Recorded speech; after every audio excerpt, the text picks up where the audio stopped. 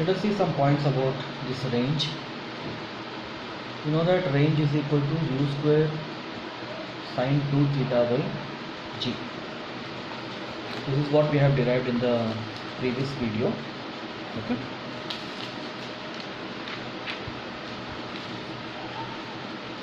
Now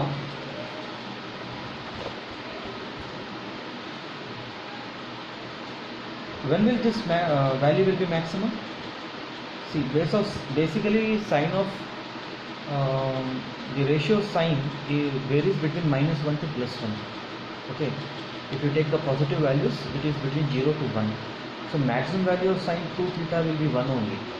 So R max value will be u square by g. This will be the maximum value of R max. So that means sine 2 theta has become equal to 1. 1 means sine 90.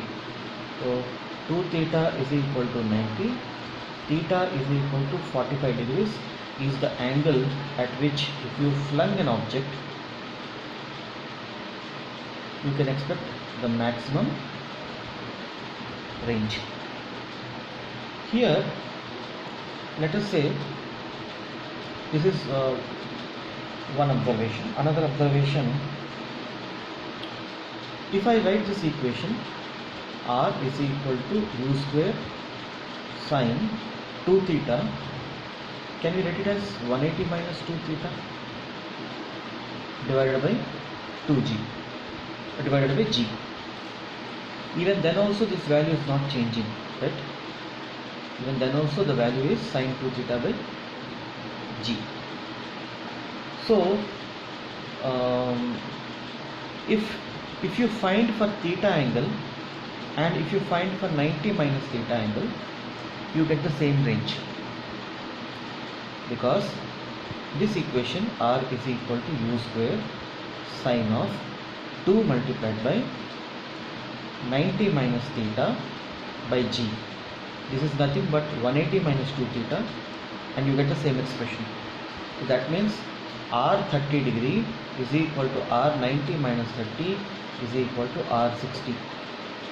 So you can throw an object at 30 degree or 60 degree, you get the same range.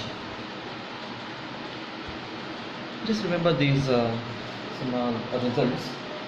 Now let us say this is the trajectory of that projectile, right? So this is my x-axis and this is the y-axis. Can we get this equation? Let us try that. So our equation was x is equal to u cos theta into t. I am assuming that it has been thrown at u speed, making angle theta. So our equation was, in the x direction, when you are doing the equation, you have to put v is equal to u plus at. So this was one equation, right? And you have s is equal to ut plus half at square, and you have v square minus u square is equal to 2as, right? Now in the x direction we said that there is no acceleration, so there is only speed. So distance is equal to speed into time, right? You can very well put into this equation also. S becomes equal to x, u, because you are in the x direction, u cos theta into t, and ax is equal to 0. This term will not be there, so you get x is equal to u cos theta t. Now what is the expression for y? From here you can get t is equal to x divided by u cos theta.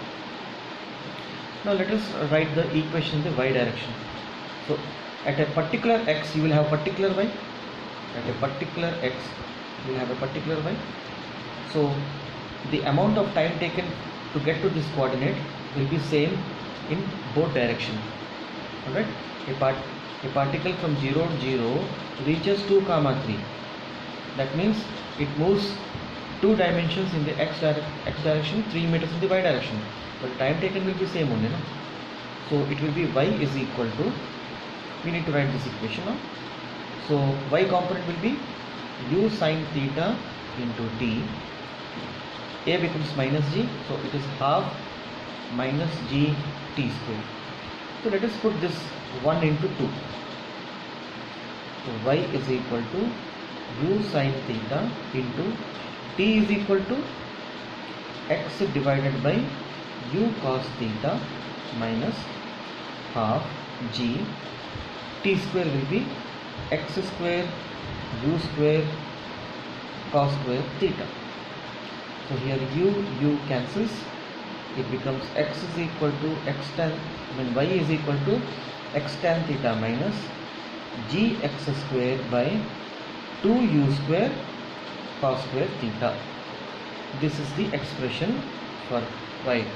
Given the value of theta, given the value of x, you can find the y value.